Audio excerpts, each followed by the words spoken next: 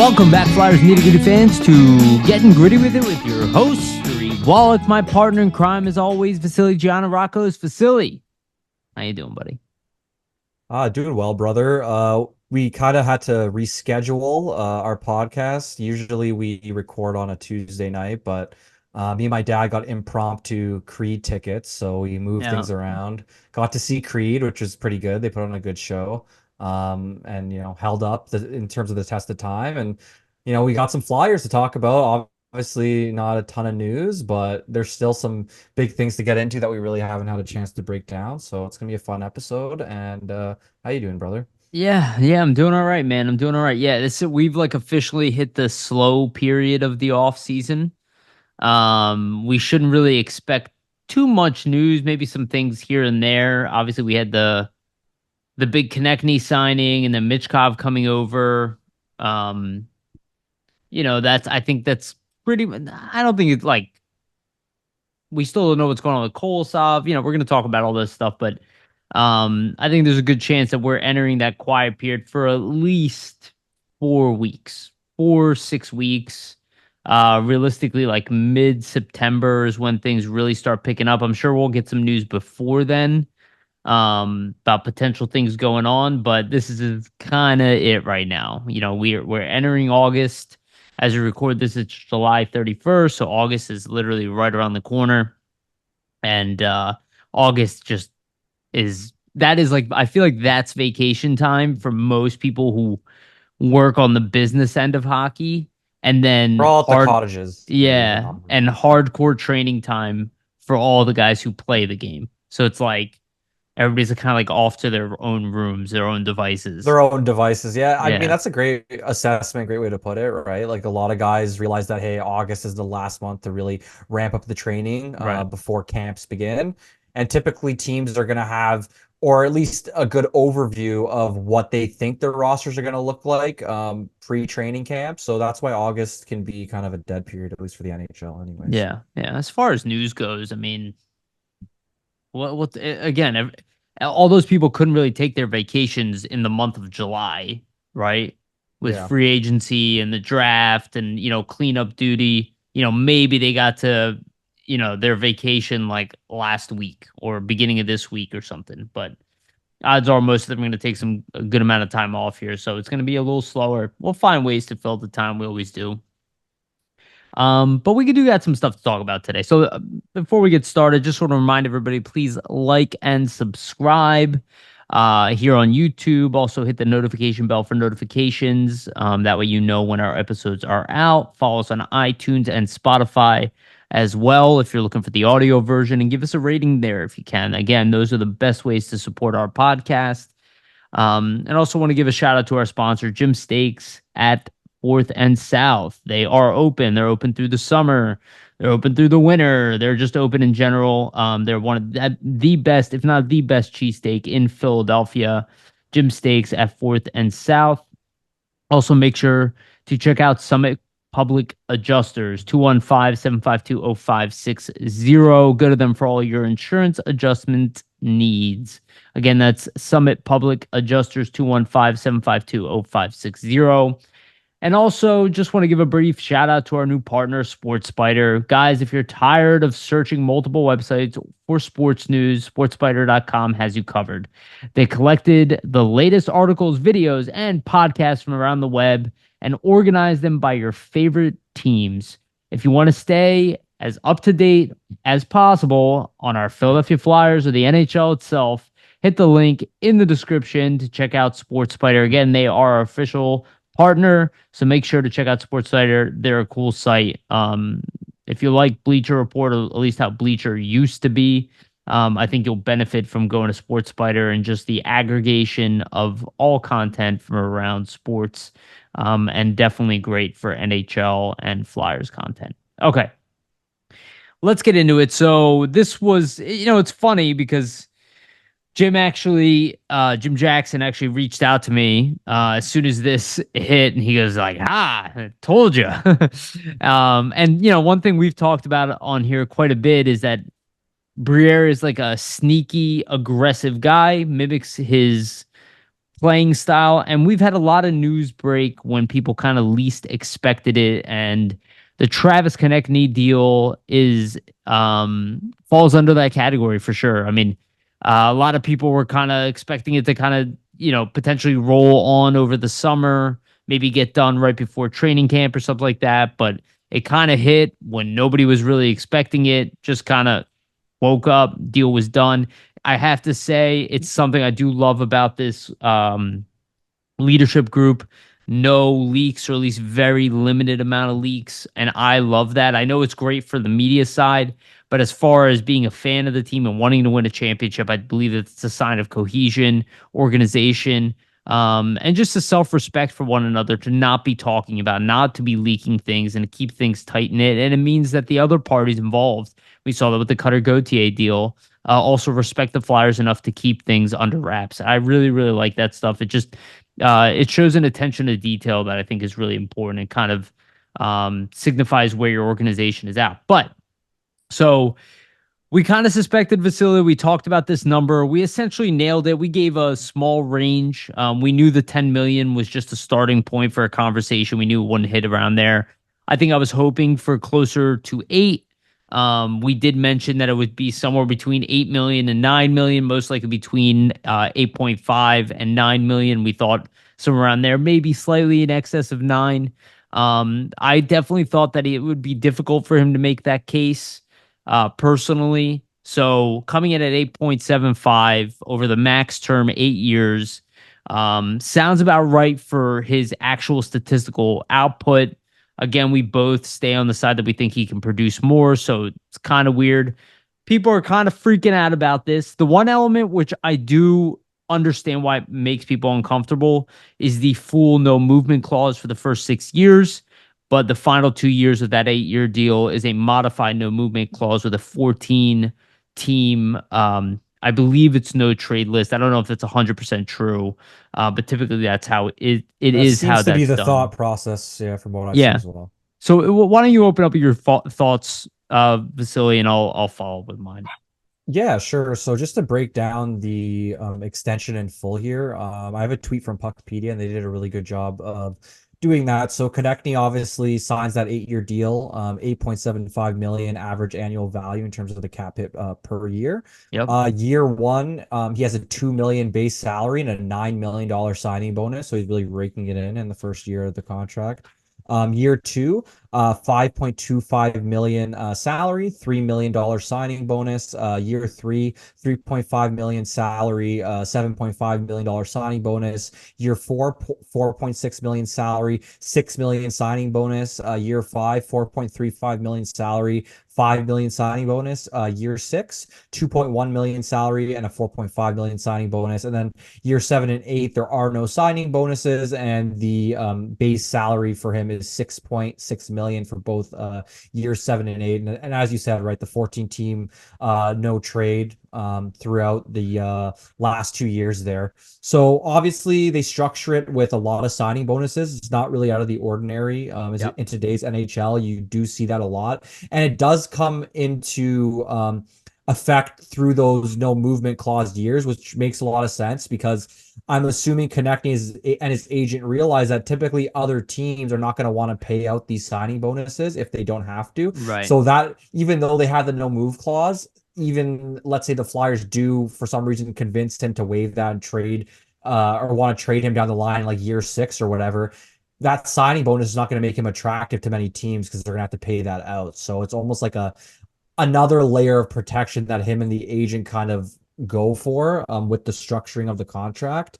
But for me personally, like I thought that it was going to go anywhere from between like 8.5 9 million. That's kind of what I suspected. Yep. I see a lot of people online kind of not happy with the deal, and one of the Shocker. main yeah, right, one of the main reasons is you have Sam Reinhart's deal coming in at 8.625 million, so it's cheaper than Konechny's. But the main factor there is the no income tax in Florida, right? So Yeah. realistically, if Reinhardt had to play in a city where there was income tax involved, he's probably closer to that $10 million number, which Konechny At obviously least wasn't nine and a half. touching. Yeah. Yeah, exactly, right. So you have to factor that in. Obviously, on paper, I mean, it doesn't look the greatest when you see the guy scoring, I think 56 goals and Reinhardt having a smaller cap hit, but we have to be realistic that the income tax is a huge factor. And that's really what comes into play that brings Konechny in a little bit higher than a guy like Reinhardt.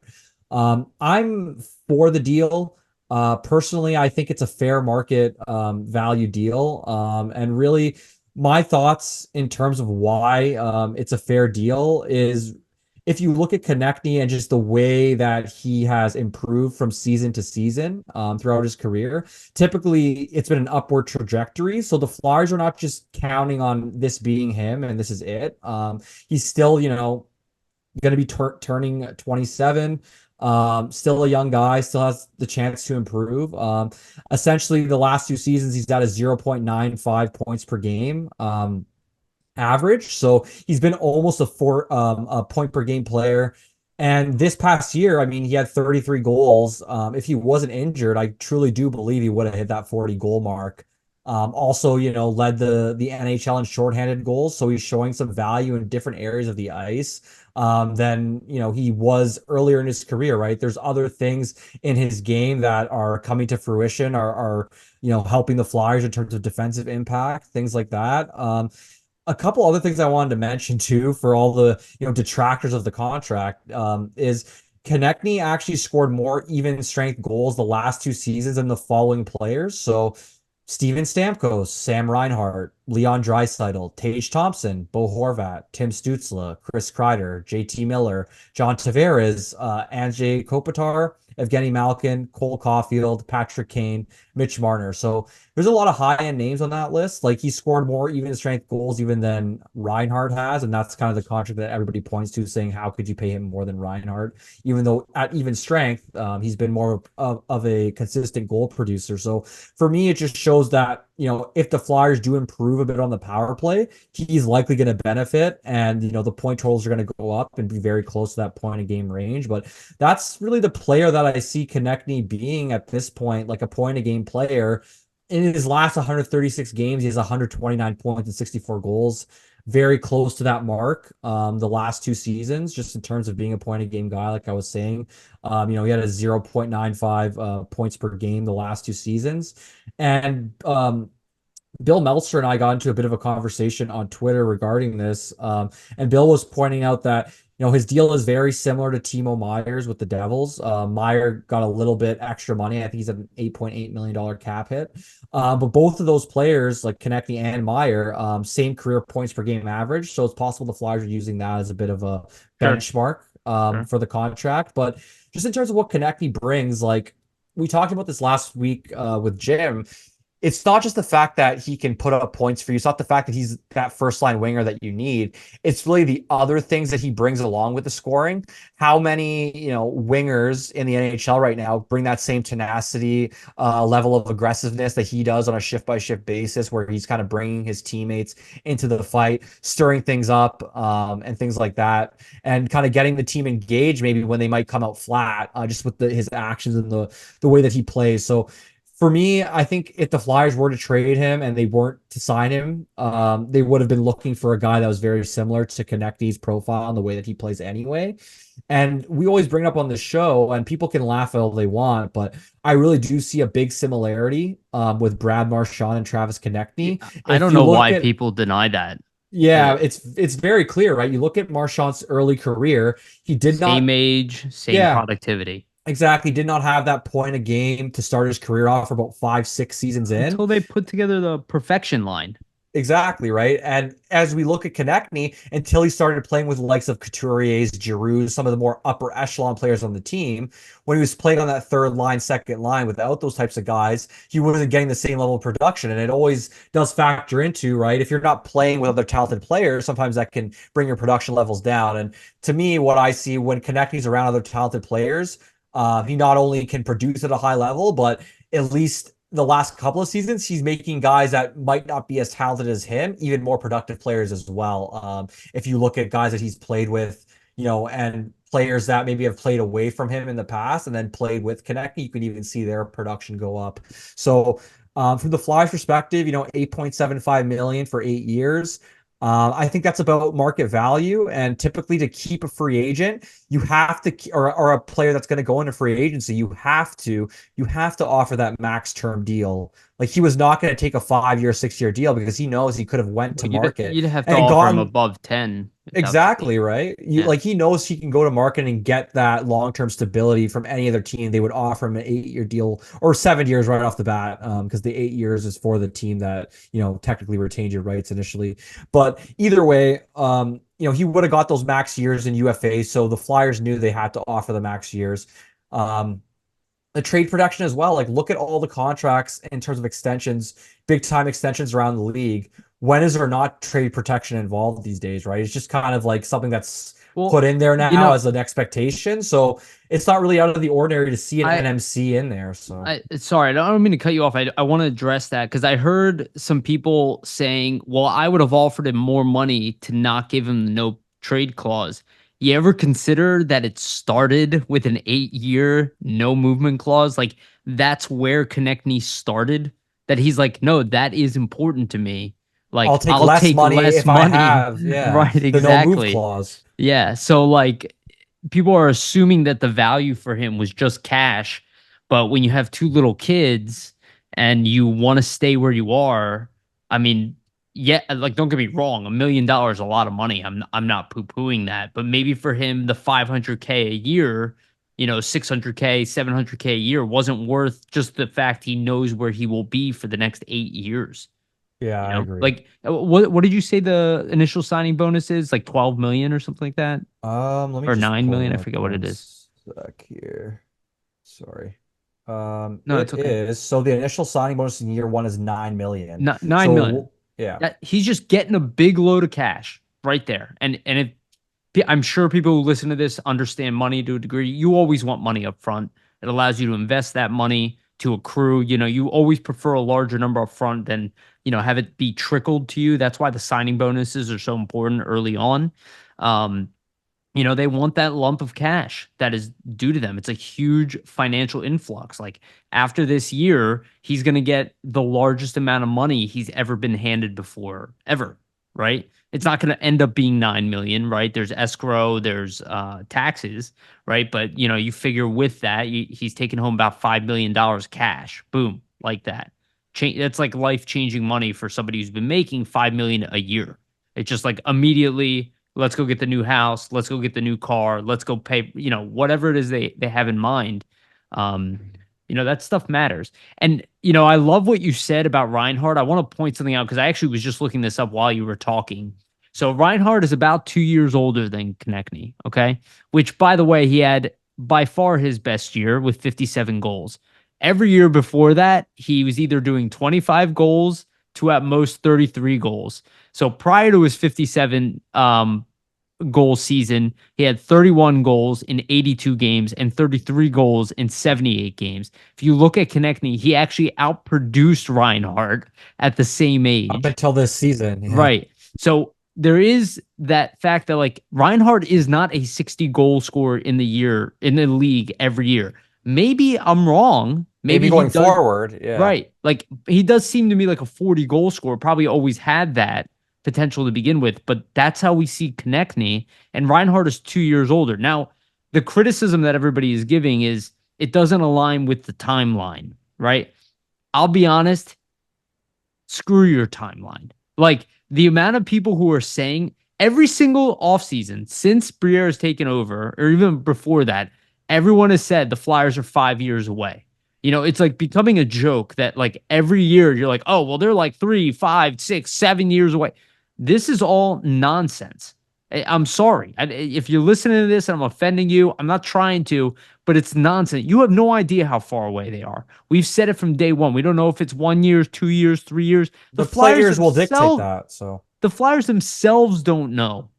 All they know is that every year is an iterative process, right? And the reality is that the core of this team, which is full of former high first round picks in the draft. And if you haven't watched our draft breakdown episode, which was 2 weeks ago now, we show you how inconsistent draft picks are to actually being the top of the litter from that draft year. All of these guys are first round picks. Like majority of this team are guys who were picked in the upper half of the first round, the second round, outside of like Noah Cates and Delorier and Garrett Hathaway. Like all these guys are first round picks. Ryan Paling's a first round pick. Sean Couturier was a first round pick. Scott Lawton, Frost, Farabee, Tippett. Forrester. They're all first round Yeah, picks. And they're Michkov, all exactly. around the same age. Like the Well, reality yeah, a is lot of them are entering their prime, right? So, right. And if you think about it, I was thinking about this earlier today, Vasili. People look for like a humongous jump. Like every single player has got to take, 100% jump. Like Frost has to go from being a 45-point player to being an 80-point player to be relevant. The reality is, and we've brought this number up before, a 20% increase in productivity from one year to the next is huge. And oh, if of course. and if let's say a lot of these guys take a 15 to 30% increase in productivity, this is a playoff team again. Now, I'm not going to guarantee that for anybody because we don't know which way things will swing. And I brought it up myself that it felt to me like the Flyers are kind of hands off this year to be like, let it fall as they may. If we end up at the bottom of the league, we're going all in on this draft, and it'll probably be one of the final years of just kind of sitting back. But there's also the other chance that the team is much better than everybody anticipates. And guess what? They have 3 first round picks, 3 second round picks. If they need to move up the draft, they still can. Like the Flyers are kind of playing it from both ends of this scenario. And the team is in a position right now to allow it to happen and allow them to get better. And Konecny, being 2 years older than Tippett, falls in that window with the rest of the guys. He's Yeah, as a not above 27-year 30. old, Yeah, go ahead. Go ahead. he's going right into his prime, really, as a 27-year-old in my eyes. In terms of the timeline situation, like personally, I think next offseason is going to be a big offseason for the team as well as 2026.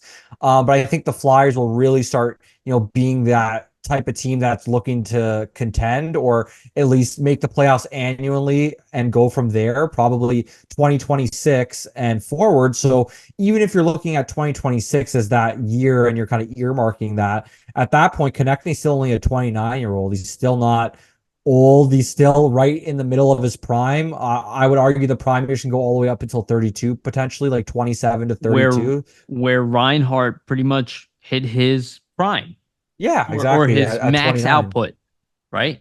Sorry. Yeah, so like if you have Konechny, kind of rounding into the best player you can be at 29 when you're kind of gearing up to get into that annual contention mode that you really want the team to enter at that point, really does the contract look bad? It almost makes sense because if you did not sign him, you would have had to go into free agency and try to find a player similar or, a player that could put up the same amount of productivity for you to add to the roster and add to the team. So realistically, why would you subtract a good player or, one of your more upper echelon players when you get to that point of wanting to contend anyway in a couple of years, you're going to have to add somebody. So it's better to keep the person and keep the player that you're familiar with, the player that wants to be here, the player that wants to win here. Like if you listen to the press conference with Konechny, like he had a couple quotes that really makes it pretty evident that he's in it for the long haul and really wants to win with the Flyers, right? Like I believe he said, if I get the opportunity to win a Stanley Cup, which I believe we can do in Philly, it just wouldn't feel like an accomplishment unless I won with the Flyers, the team that believed in me. So Konechny's all for, being a Flyer, a really good guy in the locker room, not to mention all the productivity and what he can kind of do, at the shorthanded end of the ice now in the last couple of seasons. So I just think what would be the benefit from the Flyers perspective to not sign him and trade him? I feel like the value they would have gotten back in a trade wouldn't have made sense for where they're heading because in a couple of years, you're going to need to replace a guy like Konechny when you're getting to that contention sphere if you did trade him away. So why not just keep him, right?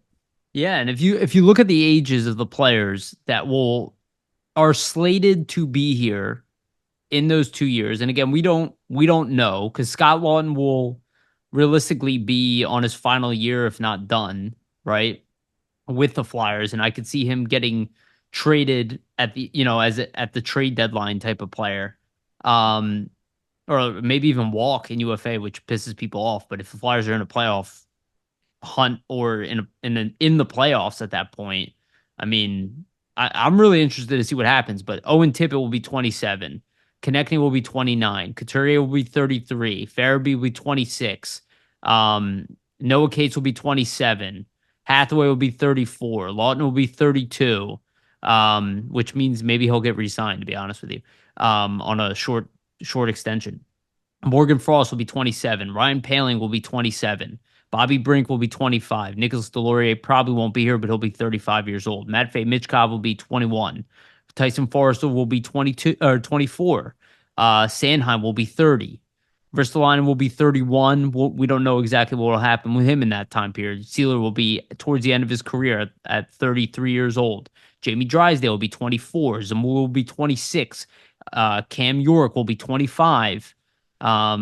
Eric Johnson will probably be retired. Fedotov will be 29, and Erson will be 26. And that doesn't include Tuamala, who will be 23 years old, probably. Luchenko will be 19, probably making his debut with the team, theoretically, just because of his age. I'm not. Mitchkov would be 21, I believe. Yeah, yeah. Mitch would be 21, Tuamala 23, Denoyer is going to be 24, Avon will be 23. Like, all the ages are aligning with that, and that does not include like Oliver Bonk, who will be old enough and in the Yeah, NHL. Denver Then Denver Barkey. Bart, like there is an age group here that is together. Now, people might not believe in them online, but that doesn't really matter to me personally because nobody really knows what's going to happen with these guys. The reality is you invest in guys with a good amount of talent. They don't have to be the best players in the league. They have to be players who can play against the best players in the league. Yeah, but And it's if also how the they mesh. It's also how they mesh together as a team as well, and how they play yes, together too. So 100%, dude. yeah, Matt, it's uh, really funny. I just think that like with this whole situation, I mean, if you were gonna move on from Konechny, I feel like you'd have the same group of individuals, not being happy with what they traded him for either, right? It's almost like a oh, lose-lose without a situation. doubt. So I think you're not, Great you're point, always, dude. yeah, you're not going to be able to make anybody happy with these deals, it seems, or whether it's a signing or a trade or whatever it may be. I just think you can easily see that the Flyers have a plan to build around this, group of young players that are all essentially entering their prime in the next 2 to 3 seasons here with like a Tippett, a Frost, a Farabee, that whole group. And then you have connecting a little bit older who will already be in his prime and is essentially the most talented player on the team aside from Michkov at this point. So I think it would be a whole different scenario if all these young guys that we're talking about were all Michkov's age at 21 or something. Sure. Then Yes. maybe I could understand, well, hey, like this guy, connecting a couple of years is going to be 29. All of our, players that we're really trying to build this team around are only going to be 21, 22. That's a huge gap of 7 years. That really aligned. But all these other guys you mentioned, they're really only 2 to 3 years, younger than Konechny. You need to have guys that are a little bit older that can be kind of that veteran presence, which Konechny is becoming on the team. He's become a leader over these years.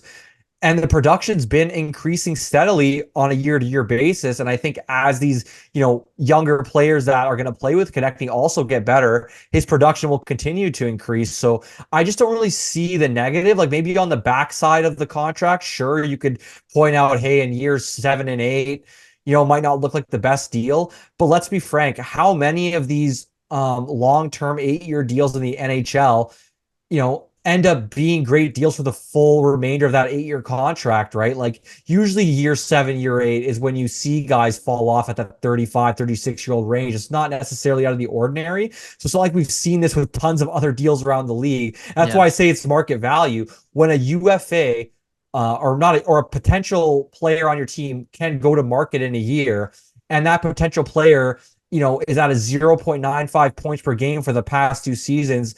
And essentially, if he hasn't gotten injured, probably would have hit that 40 goal mark.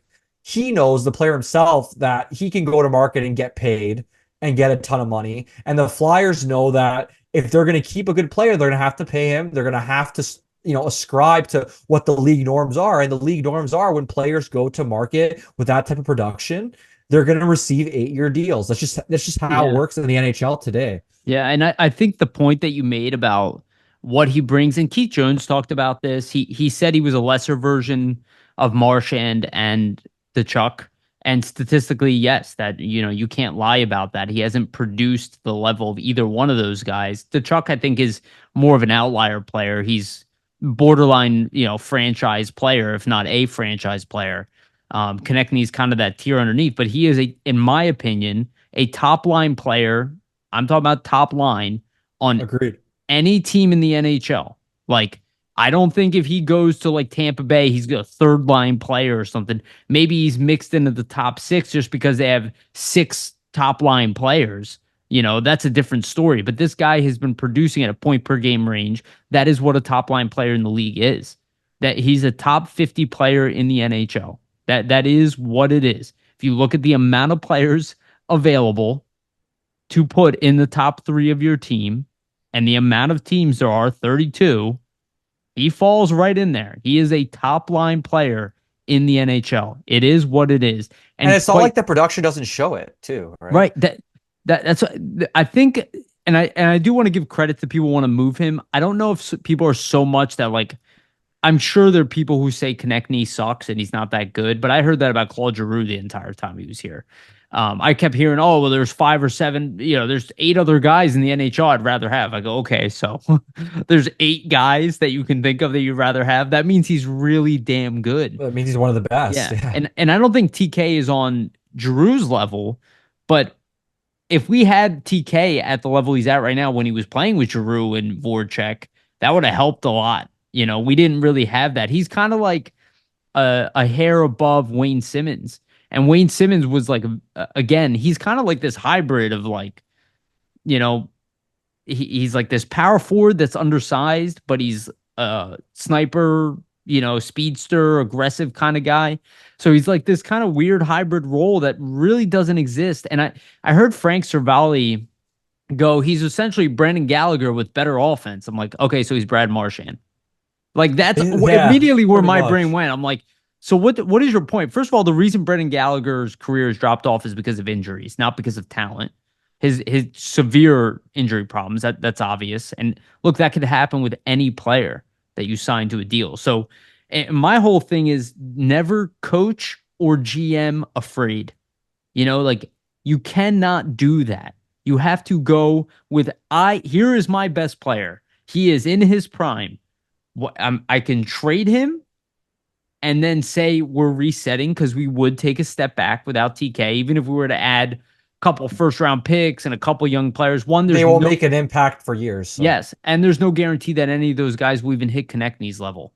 It could happen if it's a great trade, like when we traded Richards and Carter. The Flyers hit but it's home runs lottery there. tickets, really. It's just interesting to me because you have a lot of people clamoring for the Flyers to surround talent or surround Michkov with talent, Right, and then they want to get but rid of the best.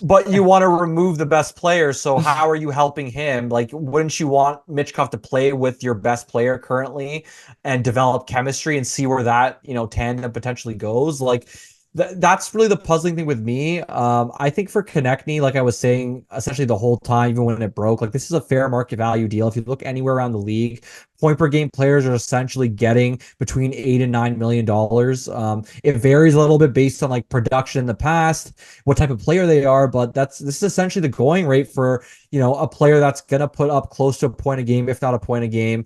So I don't really see a problem with it. My thing is, he's a guy entering his prime, only 27. For me, I believe the prime begins at around 26 years old. So essentially last season for him, he was entering the prime. And I could understand if he was 30 years old and you sign him to an 8-year deal that takes him to 38. You might say, hey, like those 34, 35, 36, 37-year-old years, that might not be the wisest thing to do, but that's not the case here. He Yeah. has he has this upcoming season as 27 in his prime, being 28 in his prime, 29, 30, 31, 32. I say the prime usually goes from about 26 to 32. So you have like 6 seasons there potentially. Yeah. So like what's the downside really? I just don't understand why, people are framing it as a bad deal because anybody putting up this type of production league wide would have got You know what I a think it similar is? dollar value. So Yeah, yeah, no, I think you're right. And you know what I think it is when the Owen Tippett deal is so good. Like when you really think about it, how old he is, what his productivity will probably be right now that he's 25 years old. If he puts up similar production to Konechny while he's here, if he becomes a point per game player, you're looking at a steal at $6 million a year, of course, yeah. right? And then you'll look at Konechny, who's making two plus million more. I think a lot of people will be like, well, we're paying one guy, 6 million a year to put up 30 some points, but it's like it depends on the time they sign their deal. And with the fact that the cap is going to go up, I don't know, 5 million a year, at least It's slated not gonna. to. This deal is gonna age well, in my opinion, due to that. At the very least, that 8.75 million will not look like a high number in 3, 4 years. It'll look like a much, it'll be like what's equivalent to 7 million right now. Especially when all the top guys in a couple of years are going to be making 13, 14, 15 Right. million potentially. And he's Yeah. going to, that's basically this contract would be almost half of that He's not or close to he's not that. being So paid like a top 15, 20 player in the league. That's just not at not all. If he was, it would have been a $10 million contract or $11 million right. contract, Which which is is too not much what for him. happened. It Yeah, would which have is been. Yeah. yeah. And I like that Jason Martinez has been bringing up the taxes thing because we've been talking about it for a while and people have really been downplaying it. But I think now that they're constantly seeing teams with low income tax kind of take the cup or be highly competitive, I think it's bringing up the question a lot more. It was obviously always a thing, and if you look at Toronto, and we do listen, both of us listen to SDPN, Steve Dangle's network, which is a good show. I would recommend it. They're always kind of complaining about their core four, and how much they pay those guys. Guys, that's your taxes. That's your taxes that are leading to that. Why do you think Mitch Marner got 11 million or 10.5 million? If he was in a city with much lower taxes, he would have got less money. That's just a reality. The reason Yeah. they got John Tavares for less money than what San Jose was offering because he gave him a hometown discount, He wanted to go there. It's actually but he's funny making because less money. Go ahead. yeah, I saw something from Kyle Dubas or like a statement, I guess. I was in either like some sort of story or something, but Dubas admitted a big mistake of his with the Leafs was he should have never given Tavares that contract before signing Marner, Nylander, and Right. Matthews, which I see his point because you set the bar so high. Yes. Which And is which is again, if you look at the Flyers, their max contract right now is 8.75 million. Like the bar's nobody. not very high. Yeah. Right. And luckily, because Fletcher did a good job with the Couturier contract, even though Couturier, who was like an Iron Man prior to that, almost never got injured. Our ceiling was like $8 million. We didn't have guys asking, like nobody was asking for these high numbers. Yeah. It is important to set that precedent. I also think it was just a mistake that he tried.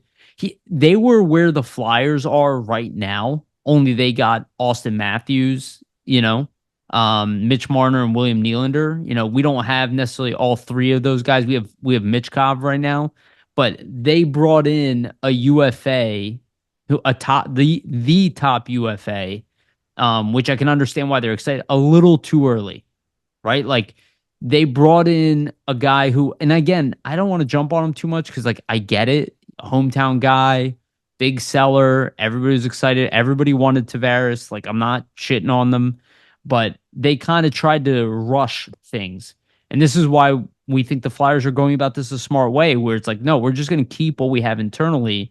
We're not going for that big UFA until we can prove that we are a good team without that big UFA. And I don't even know if that addition will come through UFA. I think most likely it'll come through trade, where we talk about guys like Frost and Tippett and Farabee, and we don't know what's going to happen with all these guys. And Bobby Brink, we don't know what's going to happen with all these guys. They're Yeah. not You never know what exempt other from getting teams, traded, right? you never know what other teams are going to make available I too. mean, the Flyers signed Joffrey Lupul, who is a great player, who's And then traded him. and then they traded him for Chris Pronger, right? I'm not saying the Flyers are necessarily going to make that exact type of trade, but my whole point is you retain your value, your assets that are high value, and then you look to make moves, the big ones when your team is good and you want to take them to the next level. Toronto wasn't very good and then brought in Tavares, and they've been slowly trying to build on that core four where they really should have waited until Marner and Matthews and Nylander grew, already became a good team, and then add a guy like Tavares. Having said that, guys like Tavares are not normally available in free agency. So it's, I don't think they're stupid for making that trade. It's understand or that signing. It's understandable, but it shows why that window is so important to understand Of your course, window. yeah. And again, this is credit to the people who think they should have moved Konechny. These people believe the Flyers window is very far away. I do not believe that. Neither one of us, I think, believe that. I don't want I to don't speak for see you. that. Yeah. Right. I think the Flyers are 2 years away from being a team that's consistently in the playoffs. If they can do things right, if they can build on what they do, I'm worried about the Flyers not making the playoffs because of the goalie situation. The fact we lost Walker, right? There's a lot of question marks. So I don't go into this season as steadfast on a wild card spot as I did last year. The addition of Michkov does kind of accelerate things for sure in the short term, especially if he can be that player we want him to be.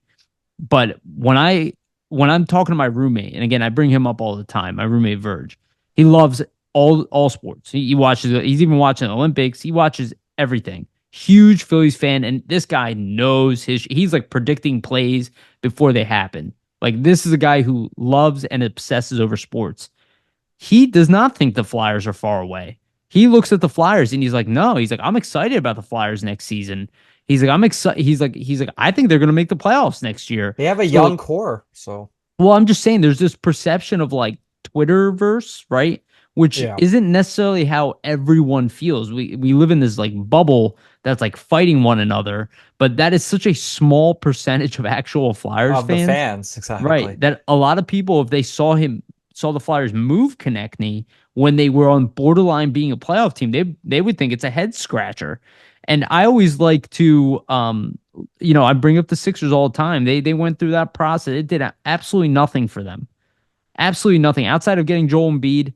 Did absolutely nothing for them to tank and to constantly pick. And you could say, oh, they screwed up their draft picks. Okay, but we went through the drafts. If you did not listen to that episode, I think it's very important. We went through the drafts. There is no guarantee of you getting anything that you think you're going to be getting. And a lot of these people were like, a lot of these late first round picks that people are like obsessing over, they're not guarantees of anything. The fact that Travis Konechny was a 24 overall pick and ended up being one of the best players in the draft, that he's an outlier. And a lot of people worry about his like longevity. Okay, fine. By the average NHL player, a player over 33 or whatever, is in a complete decline of his career.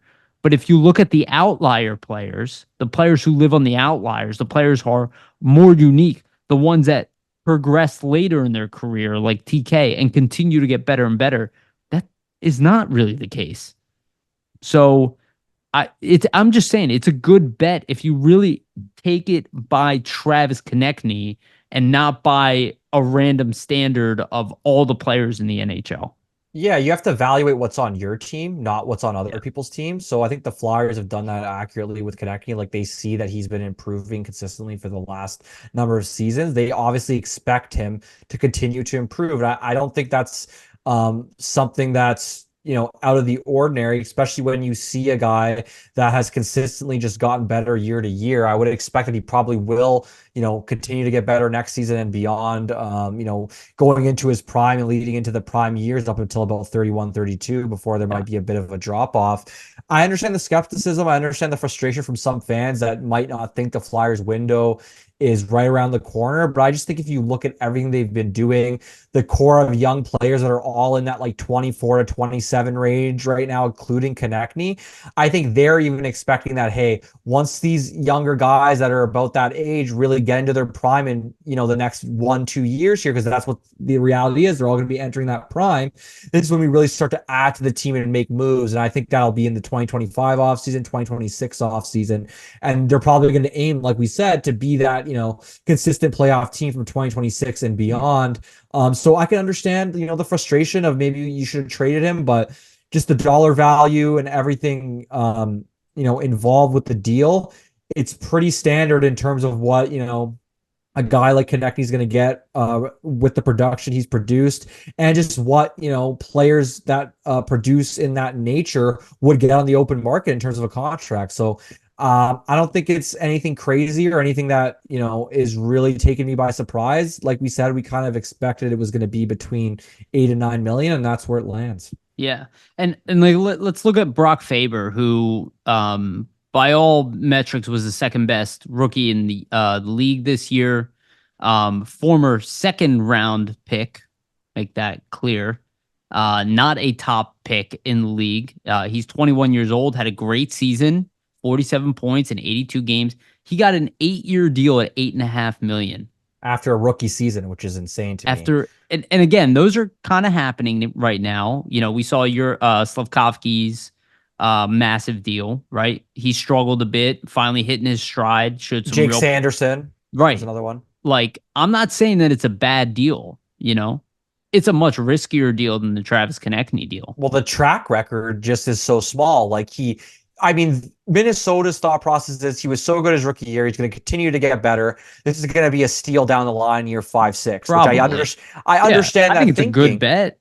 It is a good bet, but realistically, how many times have we seen guys come and have a great rookie year and then sophomore slump, or potentially, not turn into what you thought initially? So that's always a chance as well. I think, if you compare that Faber deal to the Konecny deal, it's hard to compare because two players in two different spots in their careers, really. But also different positions. Yeah, but if you look at the Flyers, and you look at the last 4 or 5 seasons of Konecny, it's been consistent production. So they can look at that and tangibly say, he's been this consistent for the last 3, 4 seasons. He's getting into those prime years now. It only makes sense for us to pay this to him because he's going to likely get better. The previous track record is there to show that consistent improvement. Whereas with Faber, he's starting off super strong, but there's no track record of consistent improvement or what's going to happen beyond this year. So you're really going into it blind, hoping that he's going to continue to get better, but there's no guarantee that that's going to happen. And even if he stays at this level, Faber, I still think it's a pretty good deal for a defenseman who's getting about 50 points a year, playing essentially on your top pair. It's not a bad deal, 8.5 million at all, but still it is riskier, right? And you know what I love about Faber, and I'm looking at his career stats right now, and we've talked about this on the podcast, probably not within this year, it's probably the last offseason, but how often second round pick defensemen are the guys who are just missing one thing. All the time. It's interesting because Brock Faber's best statistical output in the NCAA was 4 goals and 23 assists in 38 games. He has never been a top scoring guy ever. Point a game, yeah. Yeah, and he seems to be putting it really all together right now, which is why he was available in general, is because his track record wasn't that of this elite guy, and people, poo-poo Oliver Bonk and all this stuff. It's I just don't have this mindset of I know what will happen in the future with these guys. Some guys you do. I think Michkov is one of those cases. He is a complete outlier. He's a guy who's played above his age group his entire career, has improved 50%, if not more, from year to year statistically. These guys are rare. The Bedards, they're rare. Guys who are doing what Michkov did. It's a very rare thing to see. Most young players, it's a wait and see. Guys. It's a wait and see process with most young players, right? Yes. You draft them, and then there's no telling potentially how they might perform, especially in the first couple of years entering the NHL, because it's such a huge adjustment level to level. But yeah, I think Faber got a little bit too much, to be honest with you. Just a little bit. I think if he would have been in that 7 million range, 7 or 7.5, I could have been okay with that. 8.5's a lot. For a guy coming out of a rookie year, that's the thing for me. It's I think he's going to be a great player, but at a certain point too, you have to look at it from this perspective. What has he done in the league to earn that deal at this point? They're paying him. I mean, same with Slavkovsky, who's a 20 goal scorer. They're playing him for the future, but it sounds terrible to say this, but you're 21 years old. You just got paid 8.5 million. what's the motive? Like the motivation is obviously to win a Stanley Cup. You're a professional athlete. These guys are competitive, but you're making 8.5 million just, after a rookie year, like you're already getting the big bucks. Is that like a bad thing for a player's development? Like, do they lose motivation because they're already getting paid in that manner so early? And people can say whatever they want that, oh, these are professional athletes, they're always motivated, but money comes into play. Well, Like money uh, talks. So you're definitely right. I think in most cases, this is why contracts are done on an individual level, is because they've clearly assessed the character of this of guy. course. So they probably believe in his want to get better. Like he clearly has probably another gear to go. He's only 21 years old. He's got probably two more I gears. think he will get better, but Yeah. And again, if he continues to play defense the way he was playing defense, not just the offensive output, he's a top pairing defender, right? He's already doing it at 21 years old. So like yeah, him and Spurgeon were playing yeah, together. So I get the risk. The financial risk is not a bad one. Like, but it is still a risk. Like, imagine Shane Gostisbehere getting an 8-year deal based off of his rookie season. that would have Um, not worked out in also hindsight. yeah. Also, now Ghost was never as good as Brock Faber defensively, which is again, if you look around the league, the guys who are better defensively get more money. Forget your offensive output. And that's why we'll see with a guy like Cam York what kind of contract he's going to get. But I don't think the Flyers are going to be jumping to give him an 8-year, $8.5 million deal as a Yeah. restricted free agent. I think they'll probably go more short term on that. Yeah. But his, Depends on the production, but I agree. Yeah. he didn't have a Brock Faber rookie year. The Most Flyers power defensemen play so don't. far. Right. Right. Correct. Correct. So I don't know. Brock Faber might be the next Duncan Keith in the league. I mean, he's on that track right now. That's probably the closest to his playing style, I would say, of the elite defenders of our time. But I think we're both just getting to the point that look, there are guarantees, there are not guarantees. The reality is we know what Konechny is. He earned that deal. We could trade him for a bunch of question marks. People might be enamored with that. I don't think the Flyers are enamored with that because not only is Konechny a producer point wise, but of everything Vasili said, his playing style is also unique.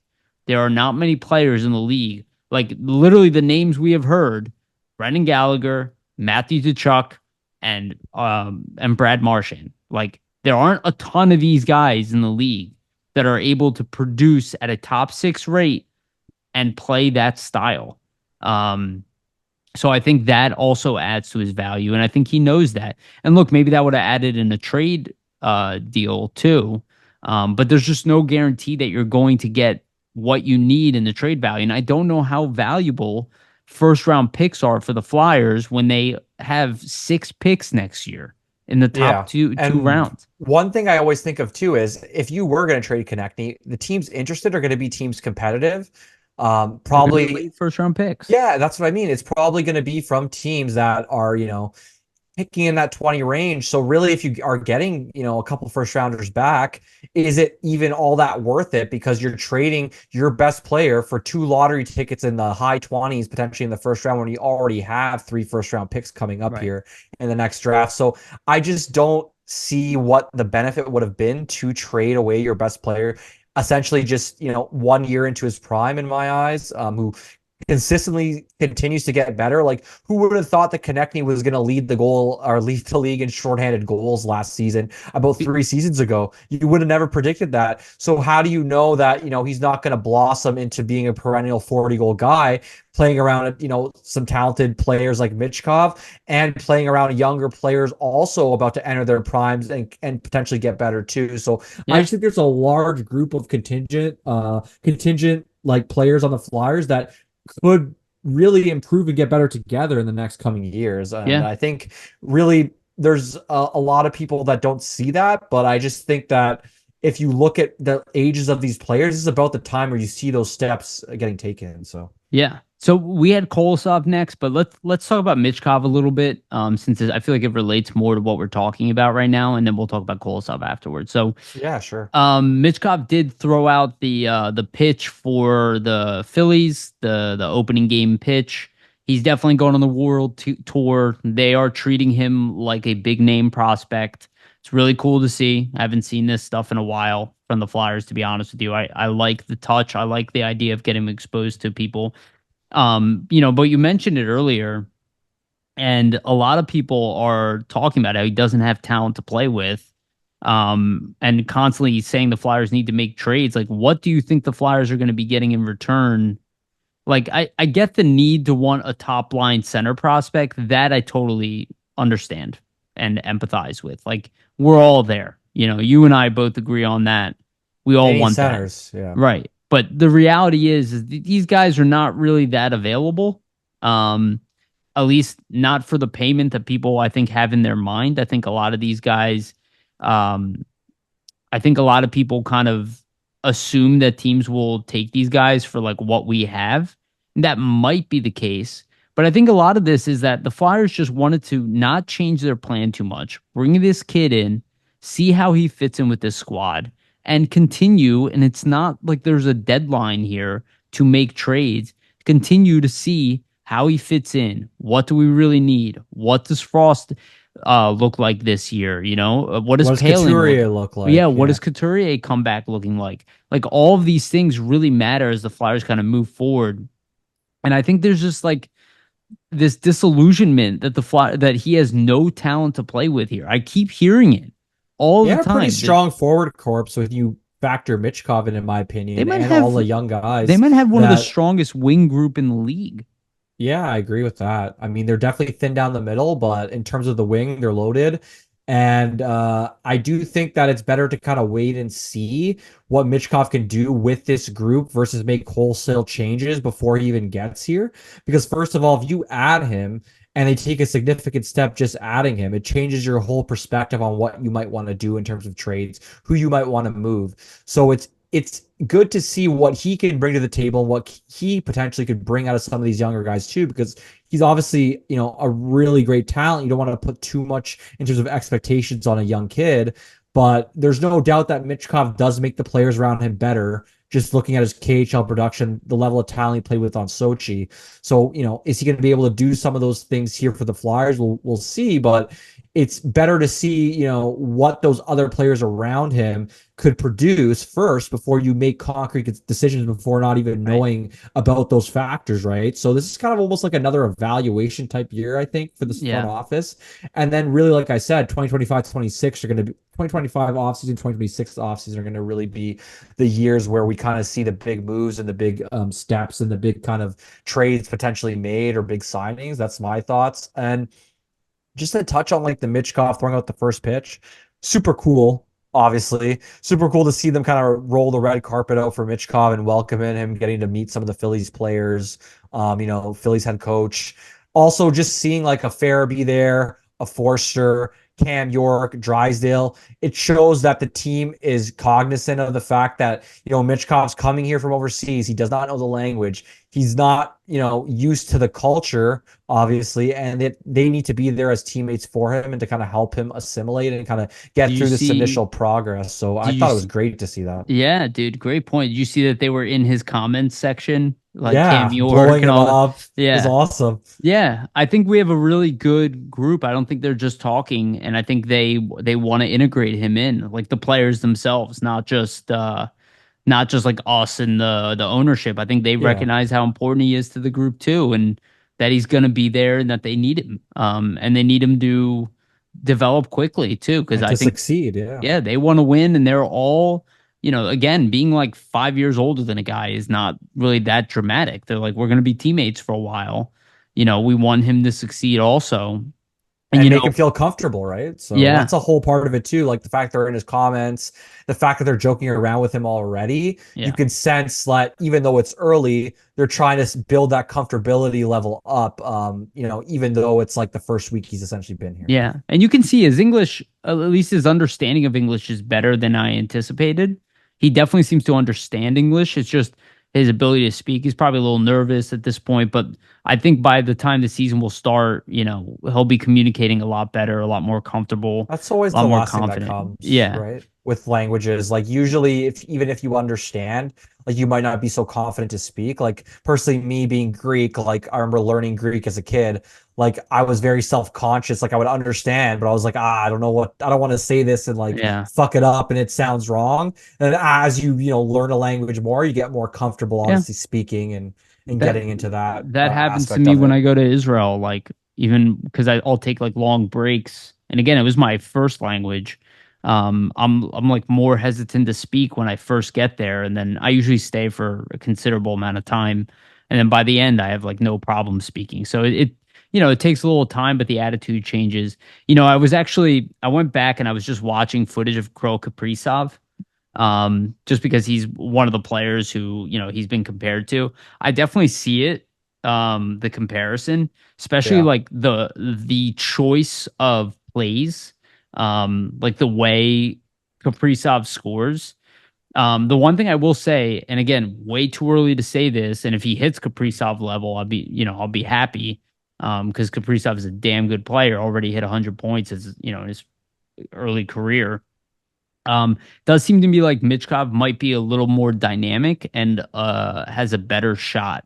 And when I look at Kaprizov's record, he beat Michkov by 1 point, had two games in hand on him, or he played 2 games extra in that KHL year. But when I add in the fact that Michkov had pneumonia, I'm like, he definitely would have beat that guy's record. Of Uh, course, yeah. If he wasn't he also out of the lineup so much. yeah.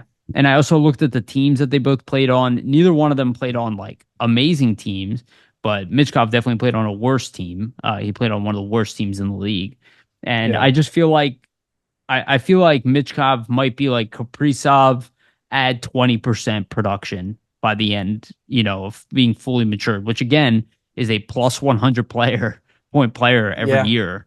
Um, I see more Kucherov, to be honest. I see a lot of sure. Kucherov just in terms of the way he I see surveys. both, but yeah.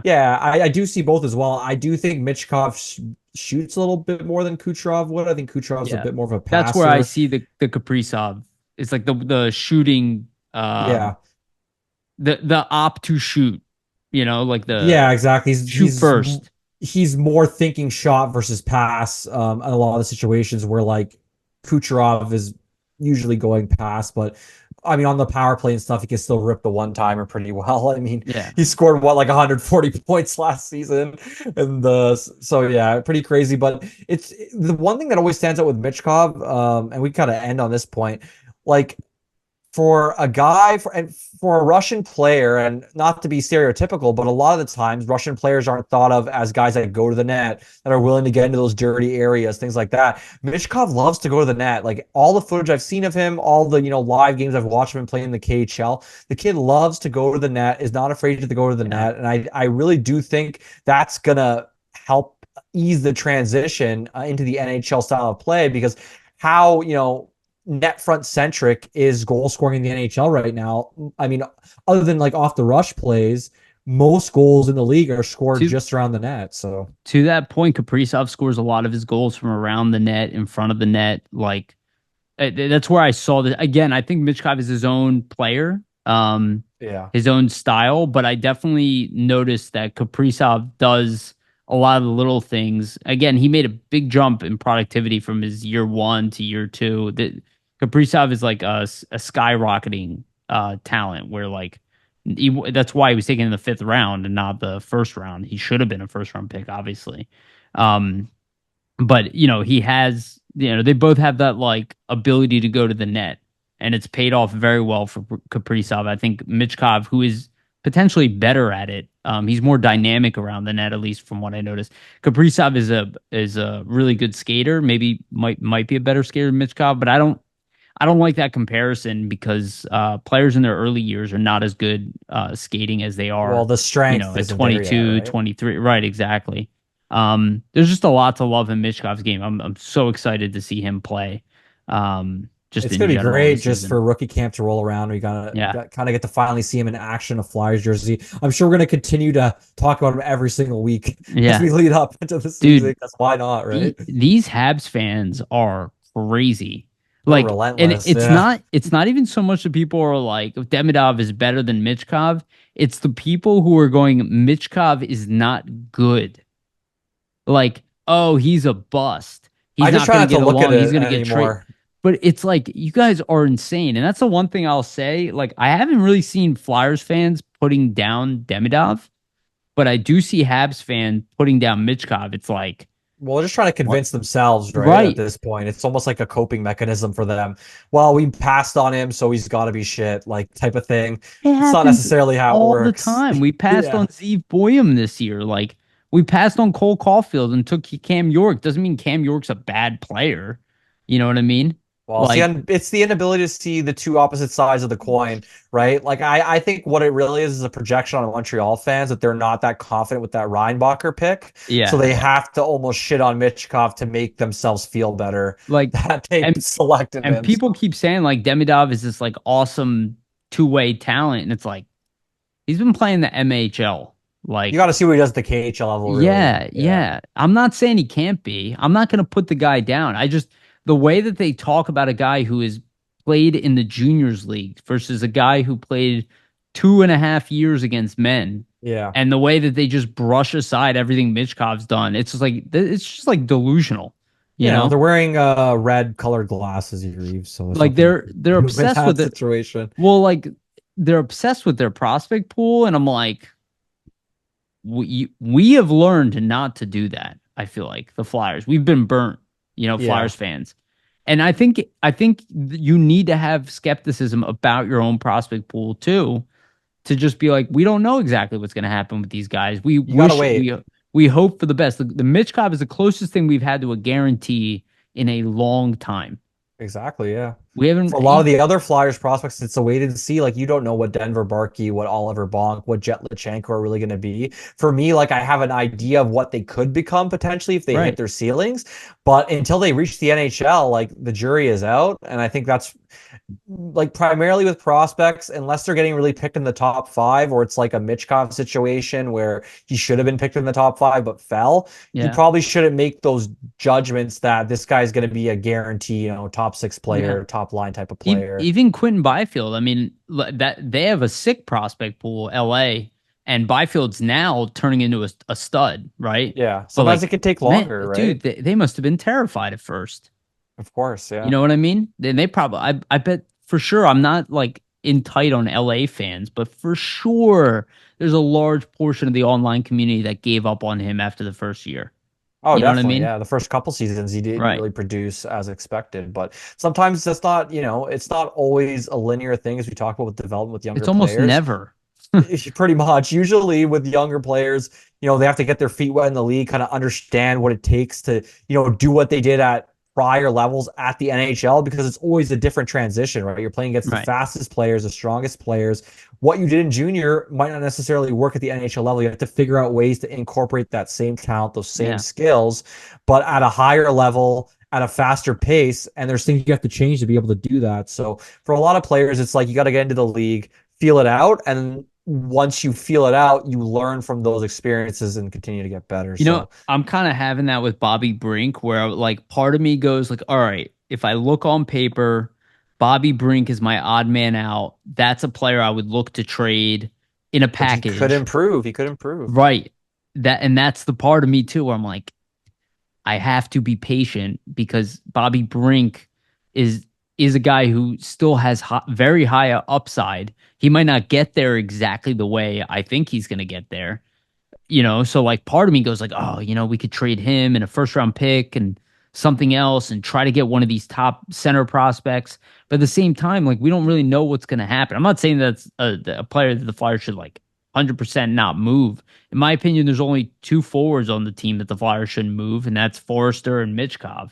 That those are my like non-negotiables at this point. Um, but everybody else, like you You have have to to be be open open. to it. Yeah, But I feel like the patience is important, of to make course. sure you're sure with what you have. Well, I think with Brink specifically too, like if you were gonna trade him, like it would make sense for it to be a similar, player in age, maybe at a different position, like center. That's a need where you kind of say to yourself, you know what, we're trading a similar aged guy for another similar aged guy. Maybe the other team needs wingers. They have too many centers. So you got to look for situations like that. Or And I the feel like player's Briere, unhappy, that you too, know. yeah. But I feel like Briere seems to be a savvy enough GM where he's looking for potentially things like that. And So we know he's sneaky. yeah, exactly. That trade might happen during the slow period of the year for all we know. It might happen in the middle of the season out of nowhere. We have no idea. And I would not pretend. All I know is that the one thing I'm sure about Briere is he's going to be looking to make deals all year round. I'm certain of that. Whether he pulls the trigger on one, I don't know.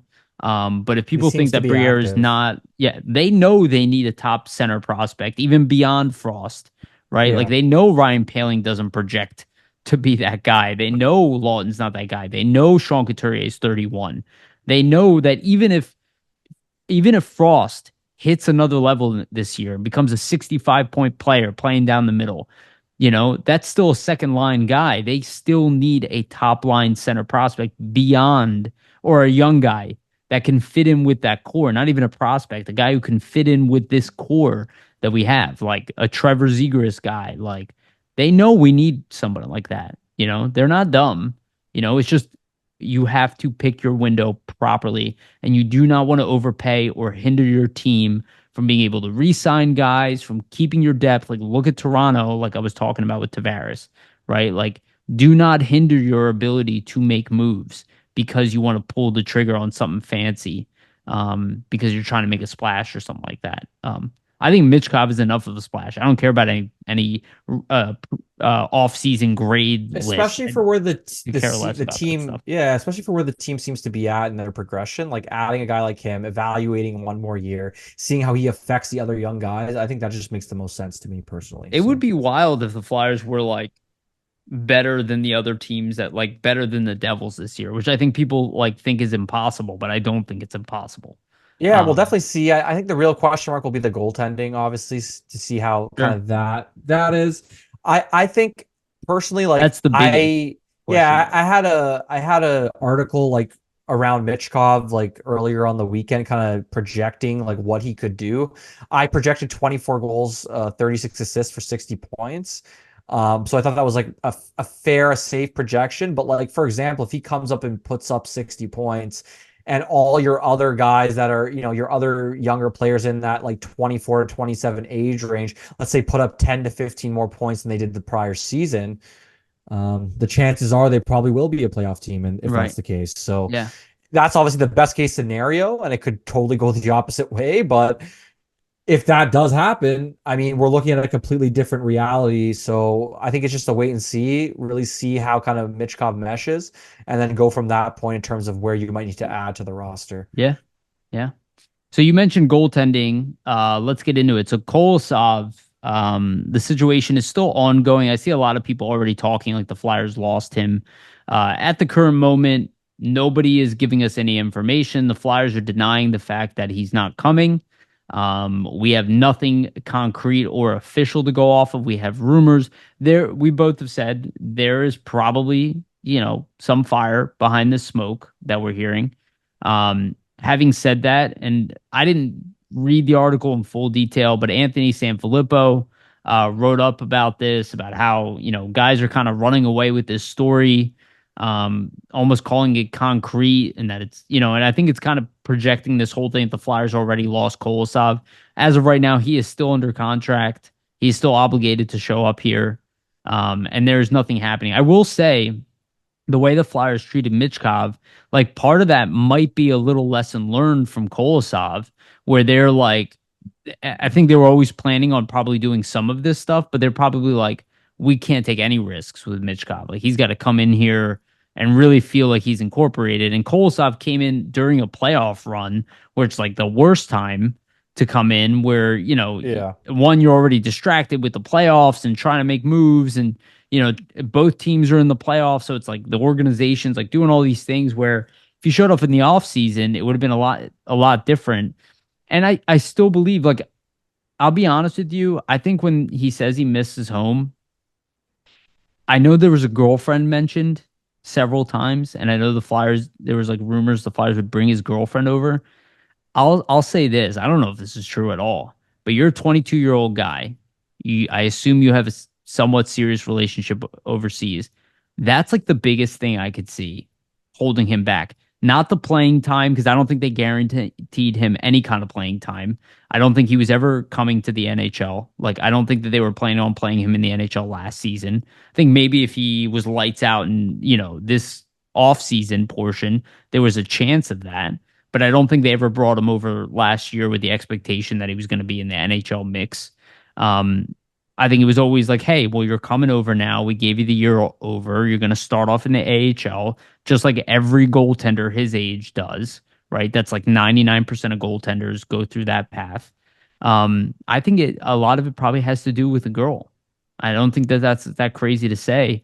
And I also understand where he's coming from. He might never want to play in North America, but I also don't think this is like the same as the Cutter Gauthier situation. And I think this is, even if he doesn't come this year, it's still repairable to bring him down here down the line. They'd have to toll that last year of his contract, but I really don't think that this is like the end of the road for Kolosov. At least I don't get that feeling. I don't know. Do you agree? Yeah, I don't think it's the end of the road for Kolosov. Like, obviously, where there's smoke, there's fire, because I mean, we haven't really heard much in terms of the actual news other than exaggerated news, like they abandoned him in a hotel and Yeah. like the hotel wasn't attached to the PPL center, or Apparently like, he chose the hotel. That was his yeah, I mean, decision. it's just very exaggerative reporting and not confirming with Yeah. sources on things like that, where a little bit of confirming and digging around would have had a report like that not come out. But we don't want to throw anybody under the bus. So obviously mistakes are made and, things happen. So that's fine. It's okay. I mean, really, there's conflicting reports, right? There's conflicting timelines. Nobody's really concrete or really sure what's going to happen. Um, Kolosov initially told the Flyers when he signed the deal that the expectation was he play that second year and the third year with the Phantoms or something along those lines. I think really what it is and what, probably kind of makes Flyers fans and just anybody following the team a little bit concerned about the situation is what happened with Cutter Gauthier. But the first thing to point out is completely different situations, right? Because Cutter or William or whatever people like to call him these days. I mean, Cutter never had a deal with the Little Flyers. Willie G. Yeah, little Willie G there never had a deal with the Flyers. He never signed a contract with the Flyers. Alexei Kolosov has a legal binding contract with the Philadelphia Flyers. The only way Kolosov could go back to the KHL, go back to Dynamo, the only way that the Kolosov could avoid playing like anywhere that the Flyers choose is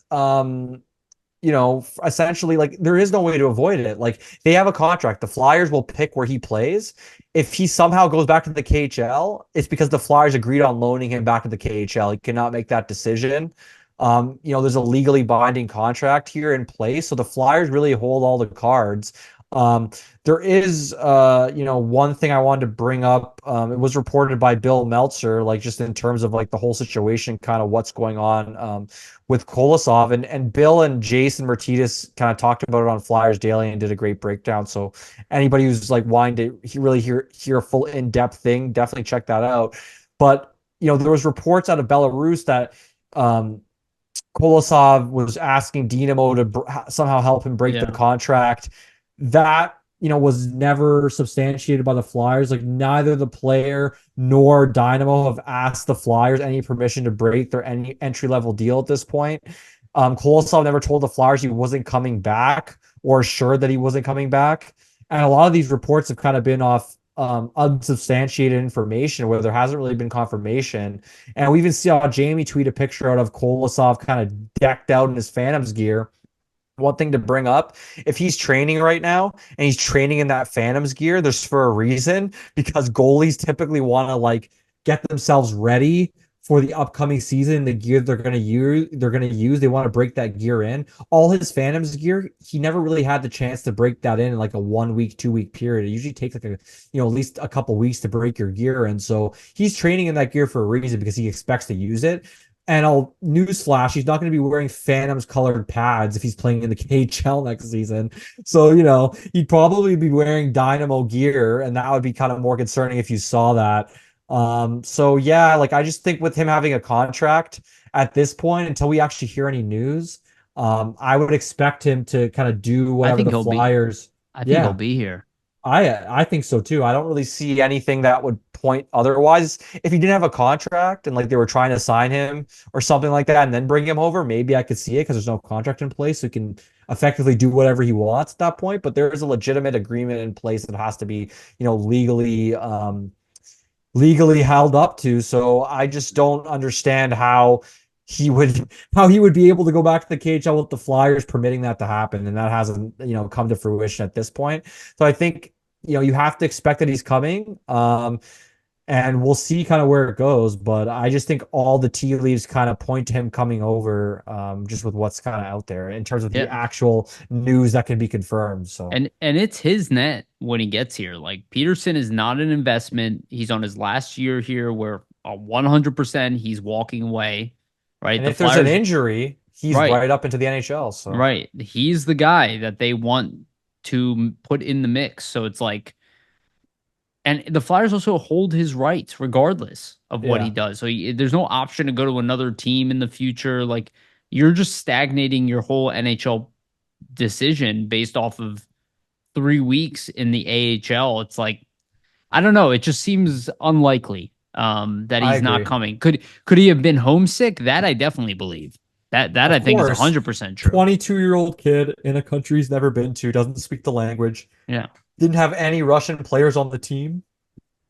And I I and could I totally think see it. I could and totally I see think it. and I think when he comes back, the Flyers will probably put a little bit extra effort into it. I think that's probably what they even say to him. Be like, "Don't worry, we'll take care of it this time. You're not going to We be." understand your concerns. Yeah, We're yeah. gonna make sure it's not like how it Cuz was potentially, yeah. the 3 weeks you were here, and whatever it takes to do that, maybe bring his girlfriend over, some sort of Yeah. family with I, him I as they're think the trying to do Flyers with should do Michkov. stuff like that, especially a team as wealthy as a team owned by the Comcast. Like you have the ability, these guys are high value assets, Yeah. like go the extra mile, Sponsor treat a visa. That's going to be easy for something like right. Comcast or the Flyers organization to put together Yeah. or get on the go. It's Like one thing I too wanted to mention is as well, like the KHL season starts like the end of August. I'm pretty sure the KHL preseason is like the last couple weeks of August.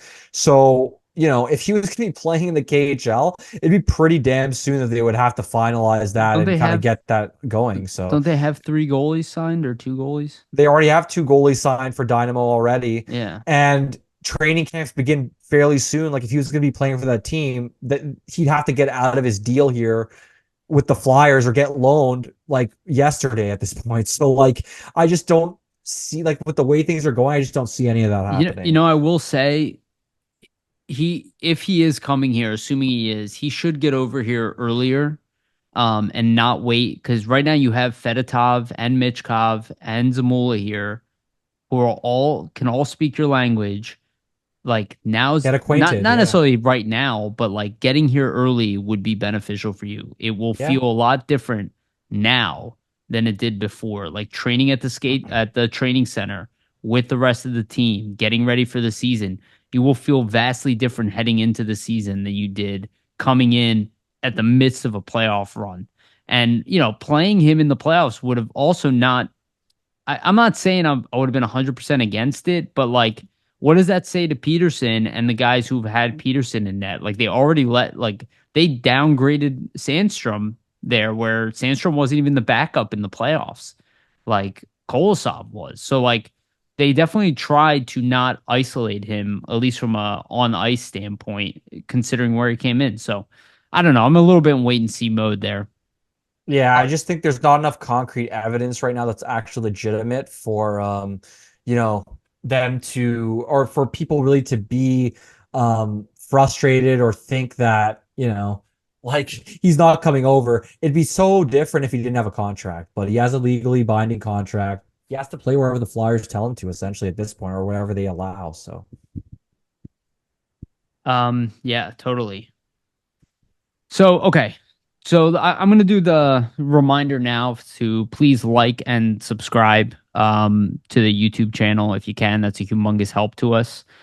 Also follow us on iTunes and Spotify for the audio versions and give us a rating there if you can. If you're listening this far and you haven't done that, please do that now. It's tremendously helpful to us. So, next topic we have is Scott Lawton was on Daily Face Off interview with Colby Cohen. He was on there for an extended period of time. If I would recommend going to listen to it. Vasily, you didn't have a chance to listen to the whole I listened interview, to like right? about 10 minutes of it. Okay. So I can talk It a was little bit long. about it. Yeah, it was definitely like a 35-40 minute interview, Yeah, which it was. you typically don't see usually with players unless it's on like a spit and chicklets or Yeah, something. be honest with you, there wasn't like too much to take away from it. I will say he did talk about his relationship with Tortorella, praised it, talked about how great of a job Torts has done. There was some joking around how like they were saying behind the scenes, like Tortorella gets it as much as he gives it. Like it's kind of like that attitude around the room. Like people are just super blunt. Like they're always making jokes with Tortorella. Like he's not as uptight as people think he is. He's more just blunt, forward, says it in the moment, but he doesn't like run his team like you can't talk about like everything that Torts tells us publicly does seem to be the case behind the scenes, at least from Scott Lawton. It was good to hear him comment on that. He did talk about losing teammates and how he's been here for 11 years and how he's lost a lot of his best friends. He named Ghost, Raffle, Gudis, several other guys as well, just kind of talking about how, losing some of those players, what it felt like to lose them. But he also understands like that this is kind of the cycle. And clearly, you see the Flyers really loved Lawton because they traded away pretty much all the players around him over this time, but And not kept Lawton. him, yeah. Yeah, they did. He kind of acknowledged that that was the case, and Colby brought that up to him. I also thought, they talked about losing Carter Hart. He didn't really comment much on Hart specifically, but they did talk about like how Erson did a good job for him, and a lot of it was pretty straightforward. But it was a nice interview just to hear like things from his end. The biggest takeaways from there really is like Tortorella stuff that you know he seems to have created an environment in that room that a lot of these guys are buying in on and that they Yeah. like it and that they're doing it to one another. And his bluntness trickles down. And he did talk about the Kevin Hayes situation, and how cool that was to see Kevin Hayes get defended, in public. And they said like they know that about him. That Yeah, like Torch sticks up for his guys, right? Like yeah, even past, being traded away and stuff like that. I thought that was He will interesting, he will definitely. never yeah, he'll never throw you away and like he'll never put you under the bus publicly like in a way that's serious. He might Yeah. make a shot like even the Sandstrom thing, I think that was a mistake on his part and he even acknowledged it publicly. I think he was just more frustrated with the loss because he didn't actually say anything. He just didn't say anything, which he was kind of just going like put his hands up. What am I supposed to do? Type of thing. Yeah. Right, exactly. But like it's very rare, let's put it that way, where you see him allow the media to have at the players. It's like he's like, I'm gonna do it, not you Yeah. guys. Well, that's typically the, mindset with Tortorella, or from what I've heard of the way he kind of runs his locker room is before he mentions any player negatively in the media, like the player would have already heard about that from him directly, typically. Yeah. And that's an upfront thing that not a lot of coaches do. Like, to my understanding, like of Lane Vigneault, for example, wasn't a guy that would do that. Like he'd bash you in the media, and then you hear about it and be like, well, why? Like, what happened? He didn't even talk to me about it. So a lot of coaches, they can use the media as a tool to communicate. Personally, if I was a player, the way I would want it is I want somebody to come up to me and be honest with me directly first before trying to do something, without my knowledge of it. And I think Tortorella typically tries to run his locker room like that. And that's kind of what creates a cohesiveness, right? Because if the coach is going to be like that, and as a player, you also would be comfortable with calling out another one of your teammates, let's say in a locker room setting or something like that, Yeah.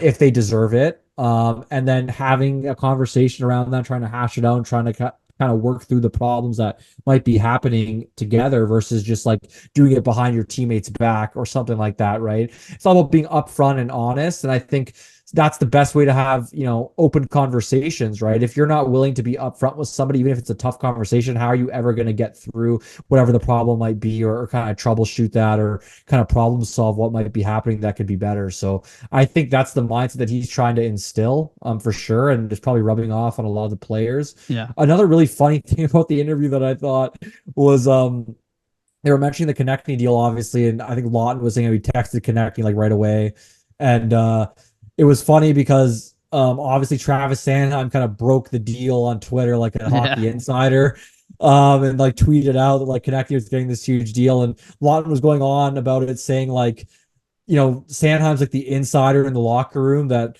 he's like on Twitter all the time and like be breaking trades and signings around the league while they're just like in the locker room or like Yeah. around trade deadline, like shooting this shit. And the funniest story was when Eric Gustafson was on the team, that like they were getting ready to go on the bus to go to some games somewhere.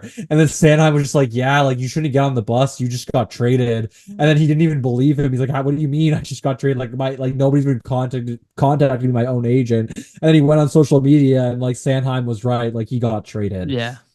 They It's call him just Bob. hilarious. They call him Bob McKenzie. Yeah. It's just hilarious. Like I love Yeah. it. I love to see that stuff in the locker room, just like fucking around like that. It's so Yeah. funny. Yeah. It's cool to see that some of the players are paying attention to like stuff that's saying online. I hope it doesn't stress them out too much, but Most I of th it, I mean, it's you nonsense. know, I'll That's say this about like, Torts, man. We've had a lot of different coaches, and he, I like him so much more than every other coach we've had outside of like Laviolette. Like he's the only yeah, other coach that I had that I really bought into that coach. It was Laviolette and now Torts. And I didn't expect that with Torts. I was nervous about bringing him into this room because my understanding of Torts was the public perception. But now that I'm seeing him in a closer lens here with this team, I'm like, oh, that's public perception's a line of yeah. bull, you Pretty know? much. I agree with that. I mean, like I would say outside of Tortorella, Laviolette. I mean, I like Berube. They didn't have much success under him, True. unfortunately. He was early in his career though, too, as Yeah, a head he was coach. learning. He was learning Yeah. here in that time. The Flyers are kind of not rebuilding, but they were trying to kind of retool with Giroux and Voracek and kind of get competitive again under his tenure. He I was mean, a really good assistant I here. think John Stevens gets a bad rap as well. Like I thought he had a good tenure. Obviously, he wasn't. I think he was too much of a friend to the players, and that was kind of a Yeah. bit of an issue. Too much of a players coach, which can be a bad thing at points. You need sometimes a guy to put his foot down and kind of be that other voice, that That other side of the coin, and that's what Tortorella essentially I is. and I Uh, think that I think I'm sorry to cut you off, but I think that's what most teams need yeah, exactly. Somebody that's going to kick you in the ass when you all need the it. It's time. going to point All the things out to time. you. I don't think Definitely. Torts is infallible. I don't think like he makes zero No. mistakes or anything like that. But I think that attitude that he has is better towards building a championship squad Yeah. than being nice. 'Cause it's And really difficult. progression, Well, it's really difficult to be the guy Torts is. You of get a course. lot of Yeah. shit for it because people are like, "Oh, you're the mean guy." And he just doesn't care. I mean, and that's Right. kind of how he handles it, obviously, which is, I mean, if I was in this situation, that would probably be my mentality too if I was doing that. I just wouldn't give a fuck what anybody around me said. But I mean, for what Torts does, I think the skepticism for me initially was I wasn't sure how he was going to mesh with a lot of the younger players, because you're coming into an organization when he did come in that some of the guys like were pretty young. Usually he's a coach that's trying to win now, but if you really look at his track record over his whole career, he's been a real instrumental part in developing a lot of young players into, upper echelon guys in the league, and kind of, getting them to become the best versions of themselves. So in hindsight, I think it was really the best hire at the point. If you look at who else was available, like, I mean, I would have loved the Jim Montgomery. I think he would have been a great coach here as well, but completely different styles. And I just think the way that Torch pushes guys, especially for younger players that you're looking to try to unlock their potential, I think it's a best case scenario for where the Flyers are right now. And look at the situation with Natchez and Brodeur or Brindamore. He wouldn't play him as center. Yeah. People have like I don't doubt that Brindamore is an amazing coach. But like I guarantee you he's not like always nice. He's Oh, of probably course. Yeah. super blunt. And so is Craig Berube. Like I think it's needed. Yeah. I would imagine Jim Montgomery is too. I think they're just not as public about it. Where Tortorella, Yeah. like you said, doesn't care. He doesn't care. He tells the media the way he treats the players, and I think maybe he's a little bit more in that direction, but I think it is a requirement. And maybe he has to work on it on balancing it a little bit, which I think he did a really good job, especially I in the think it's first a half of bad the year. rap. I think he gets a bad rap though. I just think it's been in the league so long, and there's been so many times where like he blew up at media that Yeah. like the media specifically tries to like get one back on him, and I just think it's never ended. Like they're constantly always trying to bury him based on Yeah. like those interactions, and it just is never he's never been able to get away from Well, it. But even look at the Trevor Zegras situation. Again, I'll refer back to PHLY because they did a whole look back on this. Bill Matz did. Um, and they looked back at his comments on Trevor Zegras. If you would just thought, I'll be like, oh, Trevor, he hates Trevor Zegras. And if you listen back to what he said, it was like super they nuanced. took the quote out of context completely, Yeah, which happens all the time these days. it's But like everything's just about headlines and stuff like that, and I just don't see that with Torts. Um, we're going long, so let's just go to the last thing, and we'll end it on this. Because it's kind of like there's not a lot of news today anyway. So just last piece of news here. The Phantoms brought back Cooper Maruti. He was one of the top players for the Phantoms last year. He's one of the best players in the AHL. He was a former Flyers draft pick from back in the day. Um, kind of left town, was traded for went third to round pick. Edmonton. Yeah. Yeah, and then came back here. He just got a 2-year AHL deal. I would not expect him. Again, he's not that old. I think he's like 26, maybe 27. So he is like in his prime right now. But he is a really good AHL guy. And when we were looking at the AHL lineup, Yeah, the he's flat, 27. yeah, So he's 27. Okay. So the Phantoms really needed another forward. I still think they might need another defenseman. Maybe they're going the route of using ECHL guys, or we'll see if maybe they add a name that we're not aware of right now, or somebody's in the mix that we're not aware of. But they definitely needed another top six winger yeah. involved in this team. So bringing in Maruti, I think, was a really good move. They already brought in a bunch of other veterans. The Phantoms will look somewhat different. They're mostly the same. But they did with Abels and Eklund and Richard and They got some veterans in there, yeah, right? So they I mean, they have a pretty young team, so I'm not surprised they signed Maruti. He's really going to be plugged in on that first line. Like he's a first line AHL player. He had 56 points in 68 games last season. The season before that with the Phantoms, he had 40 points in 47 games. So he just continues to produce at a top line rate in the AHL, yeah. essentially, basically almost around a point a game. And I think it's almost like an insurance. Like obviously, I think the Flyers are hoping that some of their younger guys that are going to be down, like a Tuamala, like a Desnoyers, take that next step offensively, and they can kind of be those top line guys.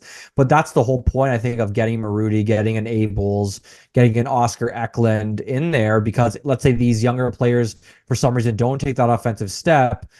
You can basically put out a first line of Abels, Eklund, and Maruti, and that's probably going to be a pretty darn good top line in the AHL based on those guys' production in the SHL and Maruti's AHL production in the I past. So yeah, Yeah, and one guy I feel like has been forgotten about because I don't hear him talking with any NHL potential too is Ule Lixell, who is arguably the Phantom's best player last year. yeah, definitely. Um, he's another guy who's just I don't know what he's. I imagine he's going to get a long look at camp. He's like kind of a dark horse to make the Flyers, though they don't really have the spot for him. But if he plays the way he did at the end of the year, I wouldn't be surprised if he gets a long look. But the Phantoms, look, they kind of sit in a little bit of mediocrity. So they really need, like, I don't know why the Phantoms haven't been able to put together a team that is one of the best teams in the AHL. Like, they really have not, we have not seen that from the Phantoms. Like, they're the Yeah. underdogs all the time. I'd really like to see all these guys take a step forward. I don't think Emil Andre is making the Flyers to start the year. I don't think Ronnie Adder is making the Flyers to start the year. I don't think Ginning is in the mix. I don't think Hunter McDonald is starting on the Flyers. I think a lot of these guys, they want to see the Phantoms be good. And I think a Have lot playoff of it, success. Yeah.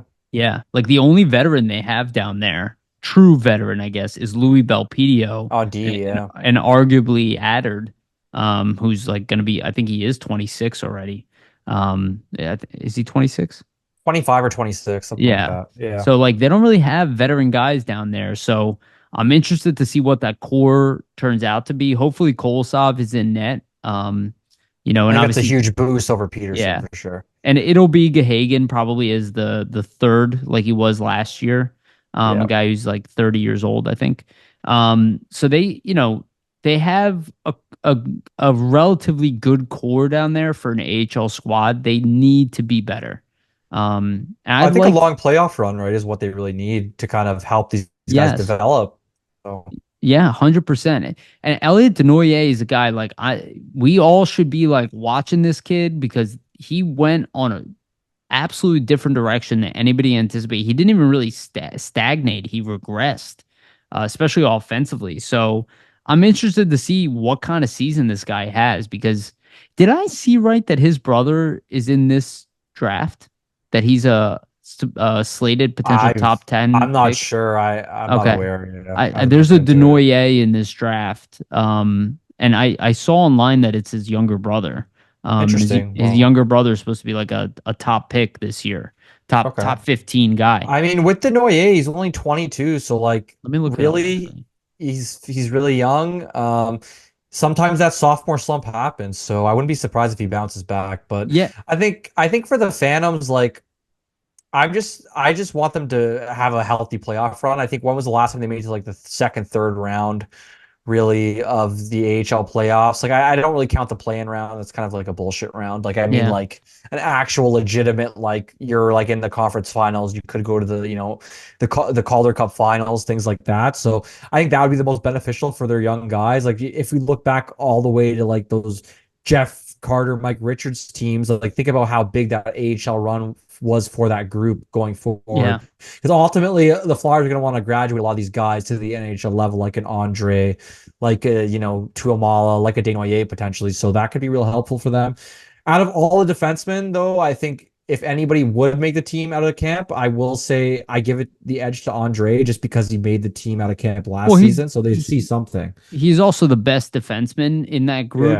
Yeah. Look, I'll say that there is a chance. I just think it's unlikely because I think contracts play a role in all of this. Oh, Like of course. If you even look at the Flyers defense, it'd be tough to fit him in. Yeah. yeah, I mean even cap wise, they're not really able to fit these guys in. And even Yinning, like they gave him his contract as a 1 year or a one-way contract in the second year, not the Which first. shows, yeah, which shows what they're projecting Right, right now. exactly. Is that this year he's going to be an AHL guy, and I don't think a guy like Adder necessarily is going to get taken at this point, being waived in the beginning of the year. It's possible, but it's kind of unlikely considering he. And even if he does, what are you really losing? Like, obviously, it would not be the greatest thing, but you might be losing a third pair guy. And how Yeah. many other guys do you have that project to be potential Well, third pair guys? they'd have to go out there, and this is what I was talking about. They're kind of short on defensemen throughout the org, so they have to go out and replace him if he does get taken. But yeah, I was right. Caleb Jones, he's right now consolidated ranking at number 13 on overall. He had What's his 20. name? Caleb Denoyer? Caleb Denoyer. Did I say Jones? Yeah. Caleb Denoyer. Okay. 20 goals, 36 assists, 56 points as a 16-year-old for the Moncton Wildcats. So Interesting. That's pretty good. in the Yeah. queue, yeah. So his brother seems to be a top prospect too. I could be a guy the Flyers end up drafting, to be honest with you. He is a centerman, and he's 6'1". So, Something to keep an eye on for the draft stuff. yeah, yeah, We'll have to ask interesting. Steve about him actually when we get him He on. he is a Q player. They tend to drop in the rankings, so I don't know if he'll end up being as high as he's slated right now, but clearly one of the top prospects in this draft and clearly a first round pick in this upcoming year, at least slated at this point. But yeah, I really want to see the Phantoms be better. I'm tired of the Phantoms being like a middle of the road Yeah, team that I just makes agree. the playoffs. I think, if you're looking at young players in your system and your prospect pool developing, having an AHL team that's consistently a competitor and a contender, that's a real key to it. So, Yeah, yeah, agreed. And there are other teams with really good AHL squads. So I'm like, and their NHL teams are not great, and they don't have a slew of top prospects. So we're doing something wrong. That's why I'm like still. I know Leperrier got his extension, and I'm all good to be patient with him, but I expect progress from him just like I do everybody else. So, from what I understand, the players love him. I mean, we heard Bobby Brink on Nasty Knuckles talk about how great it is to Yeah. play under him. So, it would be interesting if Bobby Brink starts in the minors. I mean, you never know It's what's gonna it happen. it it is possible. It's somebody would really have to outplay him, and if it's gonna happen, I think my dark horse candidate is gonna be Tuamala, just because Torts loved him so Well, much. If he really rips it up, I could maybe see it, yeah, but look, you 100% could be right. My thought is it could be Denoyer or something, but with the Flyers contract problems or cap problems and the fact that right now they're just under 900K over the cap and they have to go into LTIR. If Brink does not come in looking better, which I suspect he will, to be honest with you, I think he's probably going to be much better this upcoming year than he was last year. yep, Um, that I could see, that's what is it, 1.7 million that yep, goes right down. Well, at least 1.1 million. It gets them under the cap, and then Denoyer, or not Denoyer, sorry, Delorier steps into the lineup. And again, it would be a temporary thing. Like Bobby Brink clearly would be the first call up from the AHL, assuming that he's not like regressed significantly. But I think just giving him that contract that he got, like I think him and Zamula are both with the team. that's Um, my thoughts too. Yeah. yeah, And also, usually your rookie year is like a learning experience. I think he might be able to improve yeah. on what he did. So we'll Well, see what happens. yeah, and we'll see what the Flyers do with LTIR space. And we still have no idea what's going on with Ryan Johansson, which is one of the weirdest scenarios we've had. And like nobody really talks about it. But this guy is just gonna like, are you going on LTIR? It's Are you just gonna disappear basically yeah, like for the it is next year and a half or 2 years, whatever's left on his deal. he's got 1 year left. Oh, it's 1 year. Okay. Yeah, thank God. Um, and again, the Flyers could choose to eat 50% of his guy. They can't send him if they could send him to the minors, it would solve their problem, Yeah, yeah, of the cap issue. exactly. They won't have to go into LTIR. But the fact that he refuses to be healthy or isn't healthy, um, that it kind of puts him in a bind with him because you can't trade him either if he's listed as injured. Yeah, it's going to be interesting to see. I'm sure as we get closer to camp, we're going to figure out what's happening with him. So we'll see where it goes for sure. Yeah, weird one. All right. Anything you have for our audience before we go? No, just I mean, it's getting to the slow period. We're still gonna have, content coming out every week for the podcast. Still articles on flyersnittygritty.com. So check all that stuff out. I might start doing some like projection articles for certain players for the team, kind of Yeah. like what I did with Michkov, but like other players like on the Flyers roster, some of the younger guys. So Yeah. keep an eye out for that, everyone. Yeah, and maybe we'll do a breakdown. We had it for this week, but I pushed it. Maybe we'll. And I figured there's no rush on it because it's a better conversation to have like towards When the end of nothing's August. happening. Yeah, Yeah, but just like PTOs, those are not discussed at all. There's a lot of interesting names out there that need that'd PTO be fun. Yeah, opportunities. fun deep dive. And maybe we'll do like a full lineup talk as well I'd down love the to do line. that. We did that last offseason. It was super Right. fun putting the lines together. So I think Yeah, we I should do want. something Yeah, we'll similar. wait a little bit on that, but we'll do that. It's most fun to do right before Training preseason. camp, But yeah, like preseason. train. Yeah, Yeah, exactly. So it's like maybe we'll do that like the end of August or beginning of September or something like that. definitely. Which is crazy. It's already August. It's like, Time's flying, but and dude, with the fact that we're most excited just to watch Michkov play, like rookie really, it's camp's like gonna rookie. sneak up quick, Exactly, right? dude. That rookie game. Oh man, This is like gonna be packed. Oh my oh God. yeah, I can't wait, dude. I can't wait. I remember JVR put up 4 goals in his rookie game. Um, and We're it's just very excited. yeah, yeah, yeah.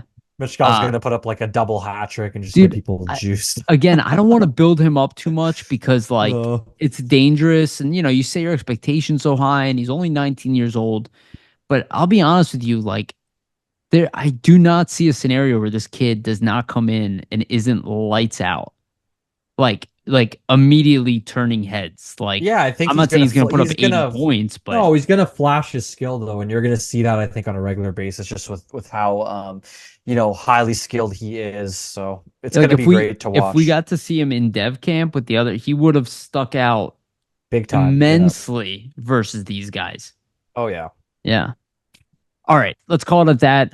Just want to remind everybody, please like and subscribe. Hit the notification bell for notifications. Follow us on iTunes and Spotify for the audio versions, and give us a rating there as well if you can. Again, that is the best way to support this show. So if you have not subscribed and you have not followed us there on the audio versions, please do so now. It'd be awesome. And any reviews you could provide as well is like amazing. So thank you all so much for those who have done that. And if you can do that now or after you listen, that'd be awesome. Or at any point. Also, shout out to our sponsor, Jim Steaks at 4th and South. Make sure to go get yourself a cheesesteak from Jim's at 4th and South. And also Public Summit Adjusters, 215-752-0560. Go to them for all your insurance adjustments needs. That's Summit Public Adjusters, 215-752-0560. And also shout out to our partners, Sports Spider. Again, they are an aggregator of sports content. You can go there for the NHL, NBA, NFL. Everything is on there, and they have an aggregator for each team. It's a pretty cool site. Make sure to check it out. The link to their site is in the description of the audio and the video. But again, it's Sports Spider, Spider with a Y. Okay, cool. Thank you, everybody, for listening. Thank you, Vasili. You're awesome. We love you guys. And remember, always stay